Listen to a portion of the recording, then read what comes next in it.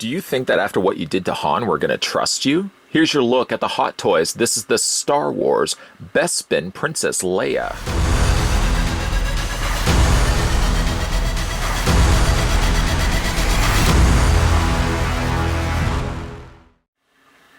Sideshow and Hot Toys are delighted to present the Princess Leia 6-scale collectible figure in her Bespin gown she wore on Cloud City as the latest edition Star Wars collectible. This highly accurate collectible figure is specially crafted based on the appearance of Princess Leia in Star Wars Episode 5, The Empire Strikes Back. It features a newly developed head sculpt with remarkable likeness and detailed hair sculpture, an elegant gown and remarkable embroidery patterns, a figure stand, and a Cloud City themed backdrop.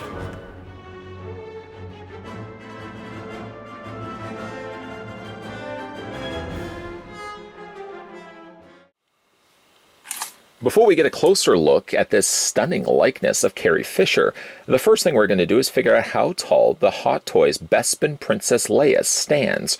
While I'm also calculating that out for you guys, I'd also like to send out a big thank you to the folks over at Sideshow Collectibles who are nice enough to send this sample my way we're having a look at in this review. Should you be interested in picking up Bespin Princess Leia from Empire Strikes Back, one of my favorite Star Wars films of all time, you can currently find her over on Sideshow Collectibles website. I'll provide the link down below. In the meantime, though, according to my trusty tape measure, Bespin Princess Leia stands at 10.6 inches in height. And that in centimeters works out to be just a little over 27 centimeters, 21.1, 27.1 to be exact. To come included with Princess Leia, she comes with a rectangular display stand, which we've seen before. We'll talk about that in a second. And you'll also notice this large backdrop of Cloud City.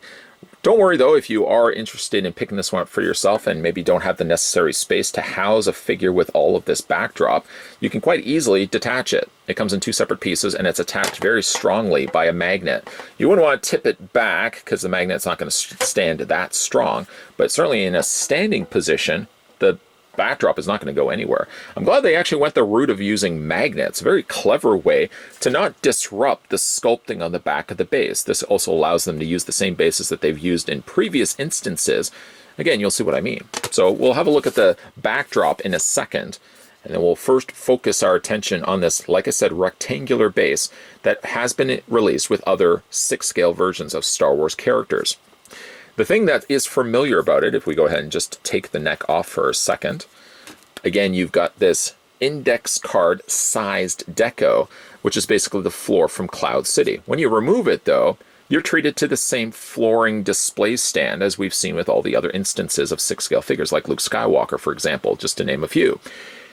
And then, like I said, you can just put this card over top. It's a single-sided card, so there's only one way to display it, one of two ways, I suppose, you can display it. It sort of gives you the laminated flooring from Cloud City. It's not quite even a smooth surface either. There's a little bit of texturing done to it. Hopefully you can kind of make that out. It stays securely in place once, of course, you put the neck in place in that filled-in hold area. And it will shift around a little bit, but for the most part, you've got yourself a nice little way to display the figure. Unique in the sense that the stand is the same. Different enough, though, because they have these little index card, again, whatever flooring or whatever surface they want to decide to go with. It's just, again, a great way to display the figure. On the front of the stand, however, you do get yourself the familiar silver placard featuring Star Wars and Princess Leia.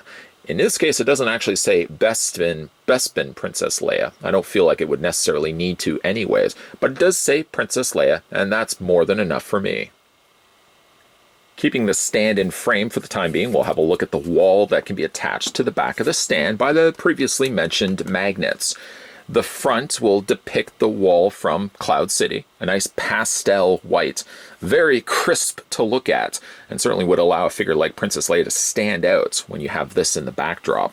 Now this is all done in plastic, a corrugated plastic, but on the back it's just styrofoam. Now, I did think styrofoam was maybe more the simplest ways of going about doing this, but really when you think about it, this has to be a light enough plastic that the magnet can stay in place. And in actual fact, too, when it comes to displaying the figure, you're really only going to see it from the front anyways. It's finished on all the sides all the way around, even along the top and along the bottom.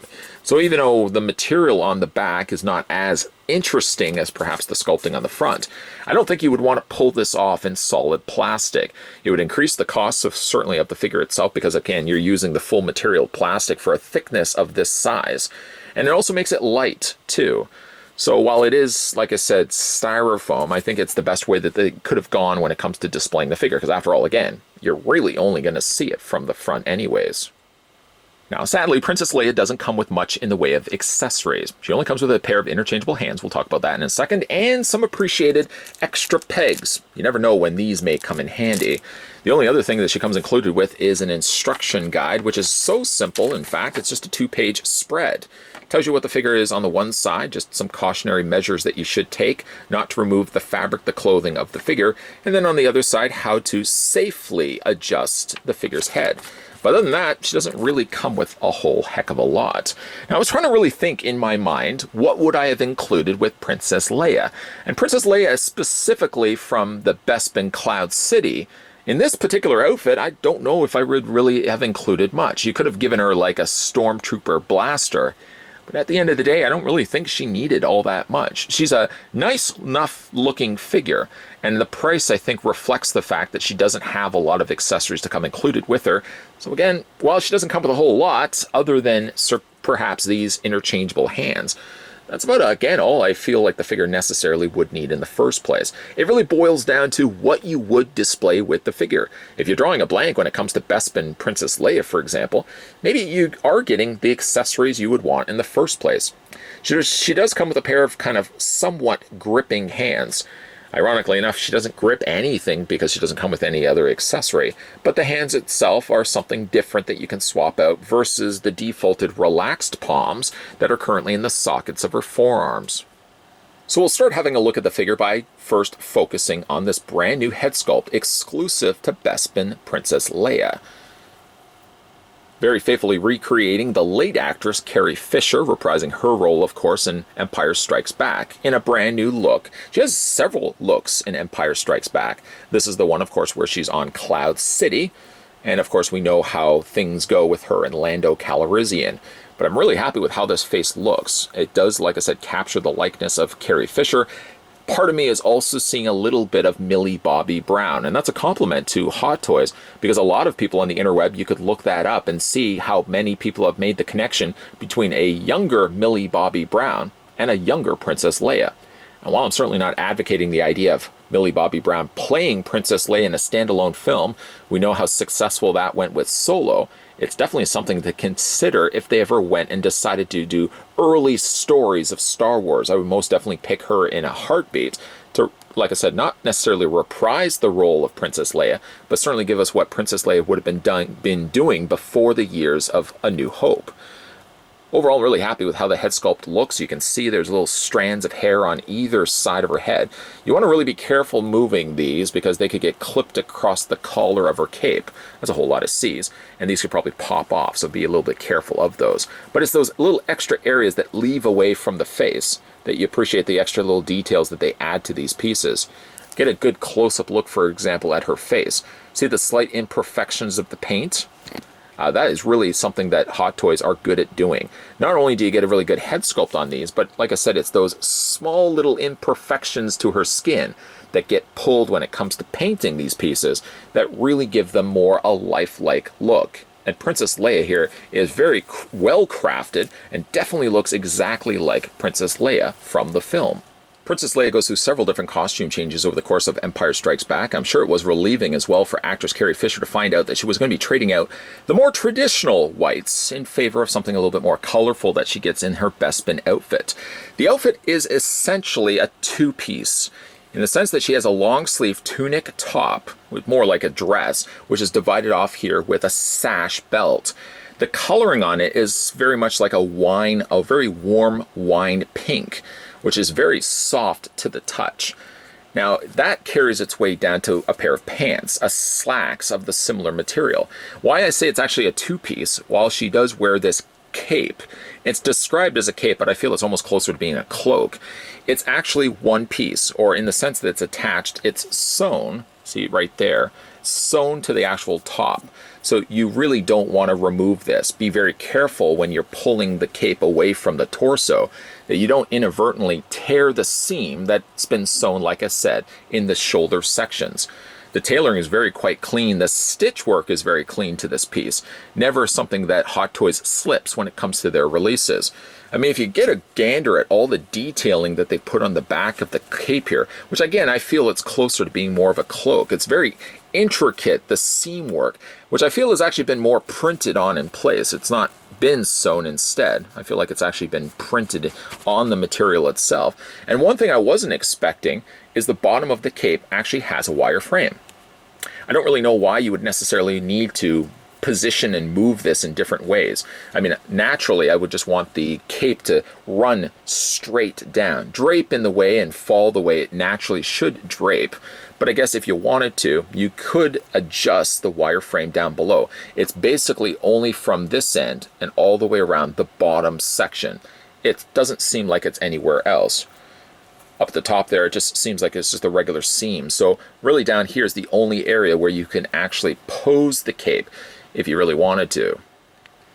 Looking at Princess Leia's feet, one thing that was clever the way that they've done this is that they didn't have the ball joint right here. Instead, they've actually got it, let me just shift the pant leg up. They've got it further up, further normal than where you'd normally find it. It's right above the ankle. Now this does a good job because it hides the articulation point. You can move the feet up and down, left and right, but you want to be careful because you probably already saw what ended up happening. If you shift it too much, or the cuff of the leg rides too high up, then you'll see basically where that seam now starts developing. So you really want to make sure that you keep the pant legs low enough so that you don't see where the foot is actually articulated. I really like the coloring that they went with, this metallic pink. It's very similar to the style of coloring that was on the rest of her outfit, just a little bit more metallic. And I like the way the light reflects off of it. Looking at the figure's poseability, Princess Leia's head rotates all the way around. Now I'm doing this very carefully, very slowly, because again, I don't want to get those snagged on either side, those little strands of hair. Be careful that they don't get caught against the collar of her cape. You can also move the head up and down. You can also rock the head back and forth. For her shoulders, the shoulders hinge out at a 90-degree angle, just a little short maybe of a 90-degree angle, and you can move the arms forward and back. She has a swivel on the top bicep cut. She does also have a double hinge on the elbow, and you can rotate Princess Leia's hands. Whatever hands, of course, you decide you want to display with the figure. Now, I'll have to apologize in advance. I'm going to draw your attention to Princess Leia's torso because I want to mention one other thing about this figure. I noticed right here, right about from finger to finger, they seem to have applied a rubber overlay. What I mean by that is up at the top, where Princess Leia's, the bottom of her neck would be, this feels like her regular 6-scale body. But like right here, this is softer rubber. And it's rubber down here as well, right down here. I'm wondering if they've done that to fill out, perhaps, the body to make it a little bit more accurate to Carrie Fisher's body. I'm not really sure if that's the case. But needless to say, that body, where that rubber overlay is, she does have torso articulation. So essentially, like right at the bottom of where that stops, right at the top, right there, is where the ball joint actually is. And you can shift around and move that torso up and down, rock it back and forth, and rotate it side to side. For Princess Leia's legs, they split out on both sides. Almost can give you a full split. Just be careful of the seams of the pants. The legs move forward, the legs move back. They swivel at the top cut of the thigh. She has a single hinge on the knee. And as we'd already discussed, she does have full articulation. An ankle pivot back and forth, and you can also move the feet up and down. The Hot Toys Bespin Princess Leia is a nice looking figure. It breaks the mold, of course, from the traditional expectations of what Princess Leia should look like. You know, those side buns on her hair and an all-white dress outfit that she wears in Episode 4. I guess for that reason as well, Carrie Fisher was probably excited for the fact that she got to change out the wardrobe and do different things in Empire Strikes Back. And her Bespin Cloud City outfit is definitely different from what we've seen in the past.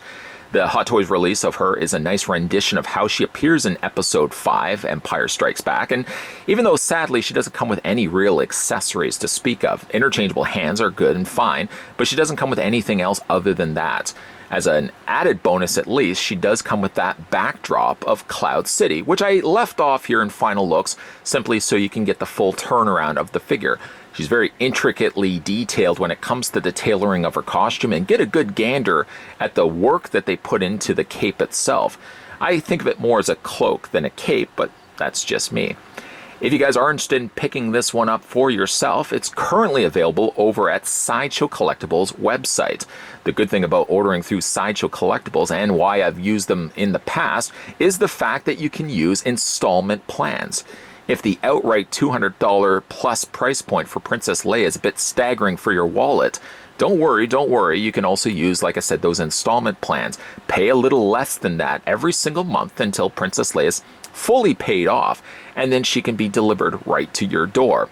A big thank you to the folks over at Sideshow Collectibles who were nice enough to send this sample my way. Today we were having a look at the Hot Toys. This was the Star Wars Episode 5, The Empire Strikes Back, Princess Leia in her Bespin outfit. Did you manage to pick up this piece for yourself? Let me know down below in the comments section what you guys think of this figure, or based on this review, and this review alone. Also, if you guys want to go back and have a look at some of my other Sideshow Collectible reviews or Hot Toy reviews, there are their own provided playlists that you can watch at your viewing pleasure. If you guys are also new to this channel, make sure you hit that subscribe button down below, turn on the bell notification, and keep your peepers peeled, because there's going to be a whole lot of videos coming your way. Promsies. As always, guys, thanks for watching, and I'll see you guys next time.